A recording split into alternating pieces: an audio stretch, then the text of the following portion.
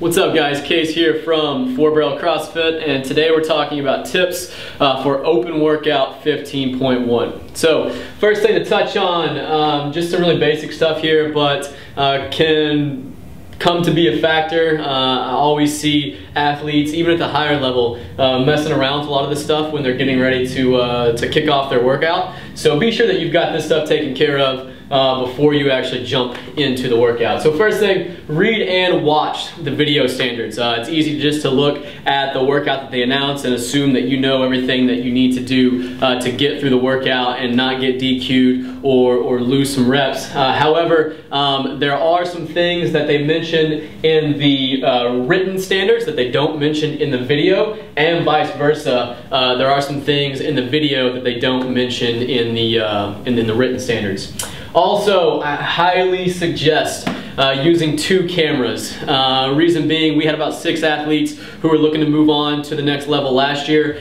We tried to use 2 cameras almost every time, and more than once, at least one of those cameras, there would be something faulty on. So I highly suggest, if you're someone who is trying to move on to the next level, that you film your workout with 2 cameras so you have some redundancy in case something goes wrong.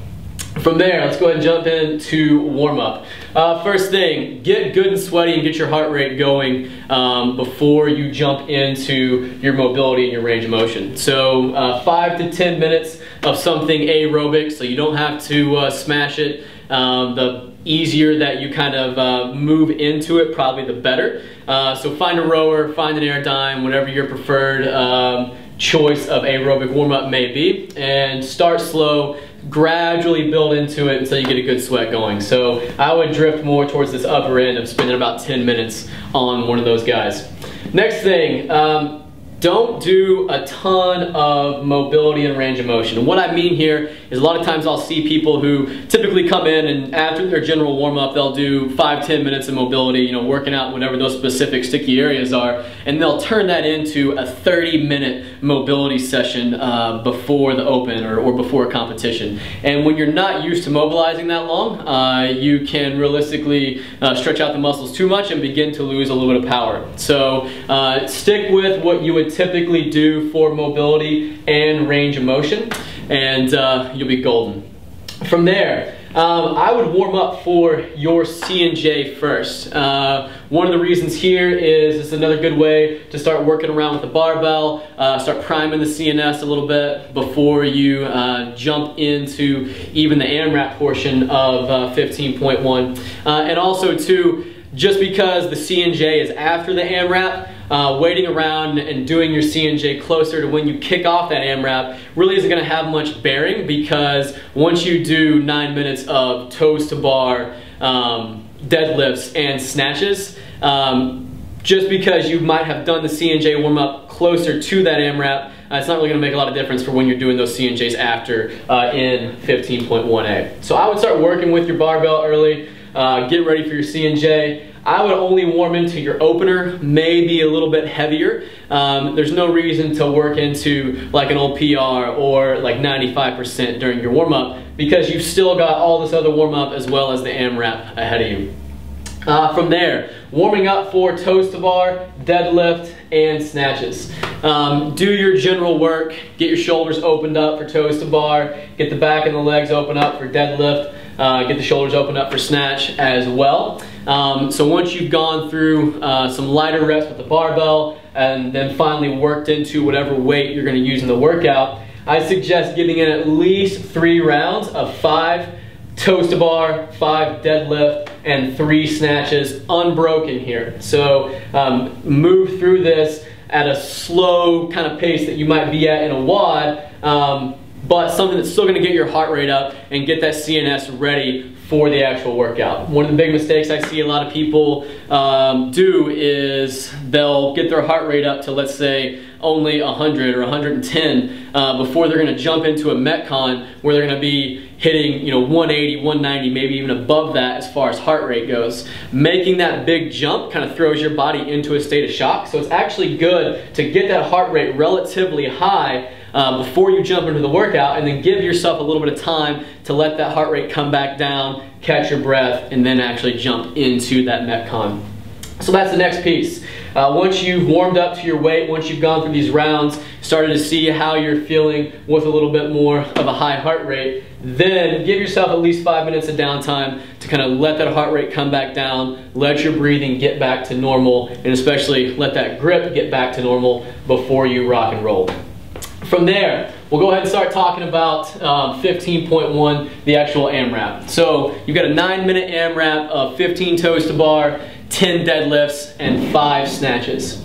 On toes to bar, first round, if you're very proficient with toes to bar, you could potentially break that up into 8-7. Still pretty big sets, but you've got a lot in the tank in the beginning. However, you don't want to blow out that grip. This workout is all about grip. So 5, 5, and 5, this is where you want to live. You're still getting the work done in only 3 sets, and the trick here is managing your downtime, but also it's all about managing that grip, moving into these other movements, and then getting into those later rounds. As you get into the later rounds, if you're starting to die on 5, 5, and 5, just go with whatever is left. So let's say I'm in round 5 and I jump up there and I knock out a set of 5, and then I get back up there and I don't feel like I've got 5 in me. Hit 3, come down, take a few breaths, get back up there, hit 2 right away. And then maybe you're hitting 2s, 3s, maybe even singles towards the end. The trick on these toes to bar is going to be to not spend a ton of time just standing on the ground, taking a bunch of breaths, wait until you feel like you're ready for 5 again. I would say on average we're going to take 3 breaths, get back up there, and then knock out basically whatever we've got in the tank. Let's move on to deadlift. Deadlift, mixed grip on these. Primary thing there is you're trying to save your grip overall. Most people are more comfortable with mixed grip already. So saving your grip, mixed grip, one hand over, one hand under. The other piece here is breathe on these. We've already had several athletes do this workout today at our gym, and they said the deadlift really was the easy part of the workout. So this is the time that you really want to breathe, focus on smooth reps, and try to kind of get your bearing back before you jump into the snatches. Once you get to snatches, try to go unbroken, especially if you're pretty strong at a weight of 115.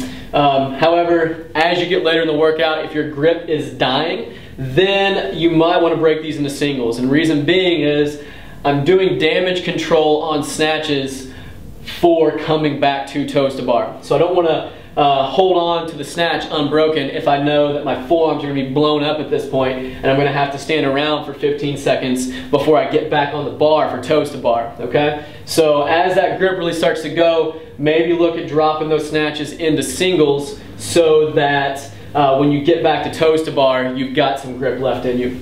The other thing on snatches, get your hips down, use your legs. You're probably still going to have some quads left in you at this point, so really try to use those legs, use those quads, which shouldn't be too tired from these 2 movements, so that you're using everything you've got to get through those snatches. A few other tips on the 9-minute AMRAP portion, 15.1. Smooth reps. 99.9% of people are going to go out too fast on an open workout, and frantic reps, fast reps don't typically lead to a faster workout. Smooth reps, bigger unbroken sets, and less downtime normally leads to a faster workout. So focus on smooth reps, try to breathe throughout, don't come out of the gate frantic. Also, small breaks. So we touched on this a couple times already. Because your grip is going to burn, you're going to have a lot of people that want to stand around and wait until, okay, I've got to wait 10-15 seconds so I can get back up and do that next set of 5. Don't rest that long. Have a game plan for 3 breaths, maybe 5 breaths, and then you're getting back on the bar and knocking out what you can. And then as far as general pacing goes, for the first 7 minutes, I would pace at about 80% max effort. Reason being is, once again, you're probably going to want to come out a little bit too fast. Your adrenaline's going to be hyped up. So even if I'm telling you guys to go out at 80%, you're probably going to come out at closer to like 90 to 95%. So really try to hold back early in the beginning. Focus on smooth reps and pacing and not having to spend a lot of downtime. Lastly, when you get to the last 2 minutes of this 9-minute AMRAP, that's when whatever you got left in the tank, you make it happen. So we got 7 minutes at about 80%, and in the last 2 minutes, you're going to give it whatever you got left.